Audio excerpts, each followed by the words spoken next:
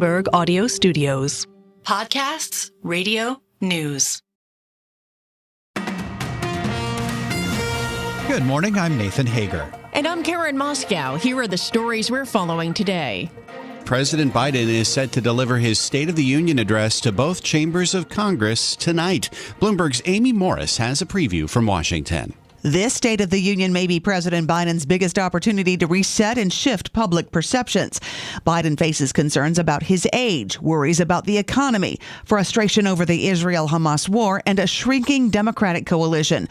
Biden is expected to highlight his administration's accomplishments, discuss making the wealthy and corporations pay their fair share, and he'll address women's issues, including abortion. First Lady Jill Biden invited Kate Cox, a woman who was forced to seek an abortion outside her home state of Texas.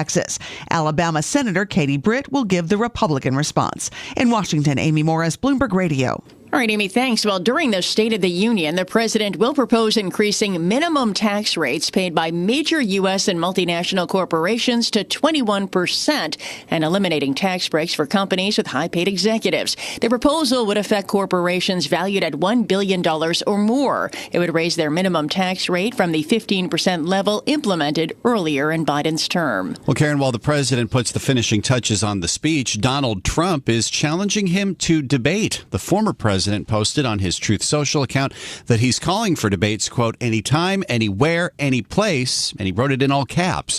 Trump skipped 5 debates with his Republican rivals during the primary. A Biden campaign spokesman says if Trump is desperate to see the president in prime time, he can watch the State of the Union tonight. Well, meanwhile, Nathan, Bloomberg News has learned President Biden's top economic aide successfully pushed the upcoming White House budget forecast to present a rosier view. Let me get the latest from Bloomberg's John Tucker. John. And Karen, this is Lael Brainerd, who directs the National Economic Council. She used her clout to alter forecasts in the president's budget proposal, which is scheduled for release Monday. Those forecasts are typically set by the Treasury Secretary, the OMB director, and the chair of the Council of Economic Advisors, the so-called Troika. Well, Brainerd disagreed with the Troika's 10-year interest rate projections and predicted a slightly lower rate. A lower interest rate forecast would have the effect of an improved overall outlook by offering more support for growth and suggesting less concern about inflation.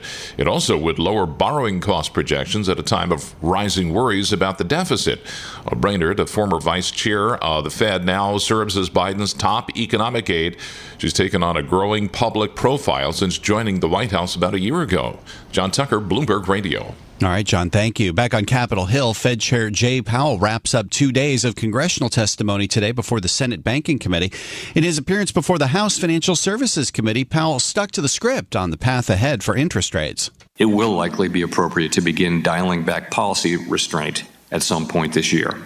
But the economic outlook is uncertain, and ongoing progress toward our 2% objective for inflation is not assured. Chairman Powell also said the Fed is likely to make significant changes to its plan for banks to hold more capital under what's known as the Basel III endgame. The plan to boost capital requirements by nearly 20% has drawn intense criticism from the banking industry and Republican lawmakers. And Nathan, Powell wasn't the only Fed official speaking yesterday. Minneapolis Fed President Neil Kashkari said he expects the Fed to cut interest rates 2 times or potentially just once this year. When policymakers last released rate forecasts in December, Kashkari said he projected 2 rate cuts for this year. Speaking at an event hosted by the Wall Street Journal, Kashkari said he expects his forecast to show the same number or potentially one fewer when Fed officials submit new projections at their mid-March meeting. Kashkari does not vote on monetary policy this year. Well, Karen, interest rates are also in focus overseas. We get a monetary policy decision from the European Central Bank later this morning, and we get a preview now from Bloomberg's Max Ramsey in Frankfurt. The market is positioned for interest rates to stay on hold today, keeping the deposit rate at its record high of 4%. That's been widely telegraphed by members of the ECB's Governing Council. But of course, the press conference from President Christine Lagarde will still be closely watched. We'll be on the lookout for any signals on the potential timing of a first cut. We'll also get new quarterly economic projections at this meeting, so we'll see how that plays in to the ECB's thinking. In Frankfurt, Max Ramsey, Bloomberg Radio. All right, Max, thanks. Well, the yen's rallying against the dollar this morning, and speculation is growing the Bank of Japan will move this month to raise interest rates for the first time since 2007. Looking at the yen, it's at 147.95 against the dollar. And staying in Asia, Karen, China's exports grew much faster than expected in the first 2 months of this year. Bloomberg Daybreak Asia anchor Brian Curtis has more from Hong Kong. It's an encouraging sign of demand in the Chinese economy. Exports rose 7.1% from a year earlier. That was well above the 1.9% forecast. Imports grew 3.5%. China's trade has been under pressure over the past year. Demand from major trading partners has been tepid, and geopolitical tensions have weighed on China's ability to mount a turnaround. Keep in mind, trade in the first 2 months of the year is typically somewhat distorted by the Lunar New Year holiday. In Hong Kong, Brian Curtis, Bloomberg Radio. All right, Brian, thanks. Well, China's foreign minister is blasting the U.S. At a press briefing in Beijing this morning. Wang Yi criticized the U.S. for imposing a, quote, bewildering level of trade curbs on the Asian nation. The top diplomat's comments come as the Biden administration is pressing allies to further tighten restrictions on China's access to semiconductor technology. Checking some company news this morning, Karen, we're watching shares of New York Community Bank Corp. They are higher by nearly 3% after rising 7% in yesterday's session. The gains came after the struggling real estate lender received an equity investment of more than $1 billion from investors, including former Treasury Secretary Stephen Mnuchin. New York Community Bank Corp shares have lost almost 2/3 of their value this year after the bank slashed its dividend and set aside more provisions than expected for loan losses.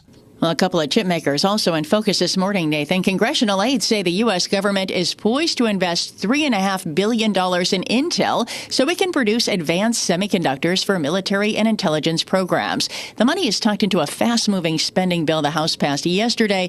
It would establish Intel as a dominant domestic player in the lucrative defense market. Well, while NVIDIA shares have been on the rise, Karen, it's a different story at Victoria's Secret. That stock is down 30% this morning. The lingerie maker's full-year forecast for adjusted operating income trailed even the lowest estimate among analysts tracked by Bloomberg. Time now to take a look at some of the other stories making news in New York and around the world with Bloomberg's Michael Barr. Good morning, Michael. Good morning, Nathan. The U.S. military says a missile attack by Yemen's Houthi rebels on a Liberian-owned commercial ship in the Gulf of Aden has killed 3 crew members and injured at least 4. It was the first fatal attack in a campaign of assaults by the Iranian-backed group. White House spokesperson Karine Jean-Pierre. These reckless attacks by the Iran-backed Houthis have not only disrupted global trade and commerce, but also taken the lives of international seafarers simply doing their jobs. U.S. Central Command says the missile caused significant damage to the carrier and the crew had to abandon the ship. Yemen's Houthi rebels claimed the attack on the vessel and insisted their assaults would continue as long as Israel's war on Hamas in the Gaza Strip continues. New York Governor Kathy Hochul says the number of law enforcement and National Guard to be sent to the subway system is nearly 1,000. Bloomberg's Ed Baxter has the story. The National Guard will be tasked with making sure bags are checked. Anyone looking to do harm or spread fear on our subways, you will be caught. Plain and simple. There will be consequences. This has to end. New Yorkers deserve no less. This comes in the wake of some high-profile crimes like the slashing of a subway conductor and passengers being shoved onto tracks. Hochul says deployment to the busiest stations. Ed Baxter, Bloomberg Radio. Opening statements in the trial of James Crumbley, the father of school Michigan shooter Ethan Crumbley, are set to get underway this morning. Jury selection wrapped up yesterday with a panel of 9 women and 6 men. Prosecutors have charged James Crumbley with involuntary manslaughter stemming from the 2021 shooting at Oxford High School that his son Ethan Crumbley committed. Prosecutors charge Crumbley for allegedly making the weapon used in the shooting available to his son and failing to get him mental health care. Crumbley's wife, Jennifer, was found guilty of involuntary manslaughter last month. In the Rust movie set shooting trial, a jury in New Mexico reached a verdict for armorer Hannah Gutierrez. We find the defendant, Hannah Gutierrez, guilty of involuntary manslaughter as charged in count 1. We find the defendant, Hannah Gutierrez, not guilty of tampering with evidence as charged in count 2. The trial was about whether Gutierrez bared responsibility for the accidental shooting death of cinematographer Helena Hutchins. Gutierrez was in charge of all the weapons, including the ammunition. Prosecutors argued throughout the case that Gutierrez consistently failed to perform the very basic and critical weapon safety checks. Global news 24 hours a day and whenever you want it with Bloomberg News Now. I'm Michael Barr, and this is Bloomberg. Nathan. Okay, Michael, thanks. Time now for the Bloomberg Sports Update, brought to you by Tri-State Audi. Here's John Stashower. Thanks, Nathan. It's March. The madness of college basketball's postseason is coming. Conference tournaments next week, and then the NCAAs. It was won last year by UConn. Huskies are favored to do it again. No teams won back-to-back since Florida in 2006 and 7. UConn 27-3, just beat 8th-ranked Marquette 74-67. Golden Eagles were without a couple of starters. Also the Big East, Seton Hall able to beat Villanova 66-56. The Pirates had lost 8 in a row to the Wildcats. Both teams said to be on the bubble for making it into the NCAAs. Houston ranked number 1. The Cougars won to go to 27-3. Tennessee is ranked 4th. The Vols had a road win at South Carolina. Fairleigh Dickinson not only went to the NCAA tournament last year, but won a game as a 16 seed a year after a win over Purdue, a loss by 19 to Lemoyne in the Northeast Conference tourney that ends FDU's season. NBA Warriors beat the Bucks by 35. Oklahoma City got 37 points from Shai Gilgeous-Alexander in a win at Portland. That gets the Thunder tied for first in the West. Clippers 2.5 out. They won at Houston. The Lakers lost to Sacramento. LeBron James limped off the court late in the game with an injured ankle. NHL trade deadline is tomorrow. The Rangers just added a player. They sent 2 draft picks to Seattle for 29-year-old Alex Wenberg, expected to center the Rangers' third line and help to kill penalties. Vladimir Tarasenko, who the Rangers added a year ago, then signed with Ottawa, traded by the Senators to the Florida Panthers, the team with the NHL's best record. Aaron Rodgers asked which free agents the Jets should keep, suggested Greg Zuerlein and Thomas Morstead, the kicker and the punter. 36 and 38 years old, both did have strong seasons. John Stashower, Bloomberg Sports. Nathan? All right, John, thank you. I want to go right back now to the nation's capital, where President Biden is getting ready to deliver his third State of the Union address and lay out a vision for a second term he hopes to achieve in just about 8 months' time. Joining us now is Terry Haynes, the founder of Pangea Policy. Terry, it feels like a lot of expectations are riding on this speech tonight. What do markets need to look for from what the president has to say this evening? Well, fundamentally, what markets need to look for is a good to excellent performance by Biden or not. Really, for a fundamental reason, even beyond the issues. Market stability depends on United States government stability to a degree I think markets haven't thought about in quite some time. So if Biden's performance is anything less than excellent, the net effect is going to be it's going to show wobbliness in the United States government at a time when the combined geopolitical risk and U.S. political risk is at the highest levels in 50 years. So, that's a big problem, even the immediate political consequences of a bad Biden performance aside. A lot of that is wrapped into politics as well, isn't it? When you have a number of voters, a large majority of voters in polls, including the Bloomberg News Morning Consult swing state poll, pointing to the president's age as a major concern. Well, sure. This is trending into the realm of the really obvious now, but just about any other year, you and I would be having a conversation about how State of the Union addresses really don't mean very much, and the things the laundry list won't be accomplished, and so on and so forth.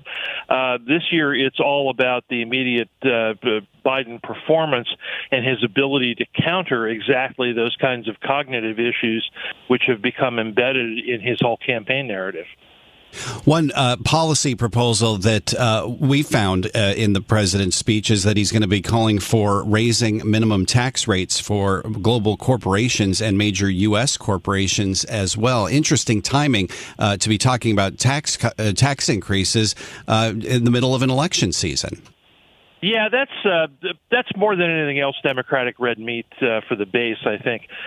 If there was a year in which a Democratic president did not call on tax increases for corporations and the rich, that would be notable. As it is with a finely split Congress, Democrat and Republican, and more importantly, a very finely split Congress in 2025, regardless of whether Biden gets reelected or not.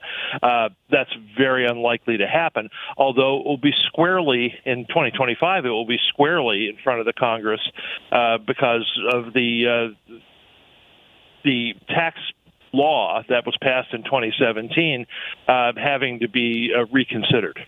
We're also hearing that the Biden campaign is going to be circulating memos during this speech, using it to attack former President Trump's economic agenda. The idea being that going after the former president's actions while he was in office isn't really sticking with voters. Do you think this strategy will stick?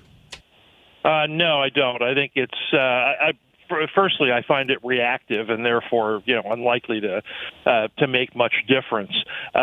Biden's the president. The focus for the White House ought to be on not only what Biden has done, but on what the focus should be on what Biden continues to want to have happen going forward. They need more than ideas. They need a way to translate those ideas into everyday people's lives. And going after Trump on this when they're at a hair trigger in the polls is probably not the way to do that.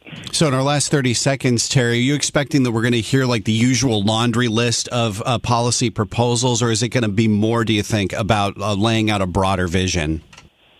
It would be better for the White House if it was about laying out a broader vision and showing the president's energy and passion for that agenda. I fear that the laundry list is in some ways what we're likely to get. This is so embedded in the State of the Union now, and so many interest groups expect their part of the laundry list to be talked about. That I fear that that's here to stay.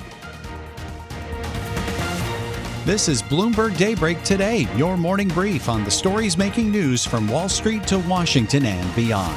Look for us on your podcast feed at 6 a.m. Eastern each morning on Apple, Spotify, and anywhere else you get your podcasts. You can also listen live each morning starting at 5 a.m. Wall Street time on Bloomberg 1130 in New York, Bloomberg 99.1 in Washington, Bloomberg 106.1 in Boston, and Bloomberg 960 in San Francisco.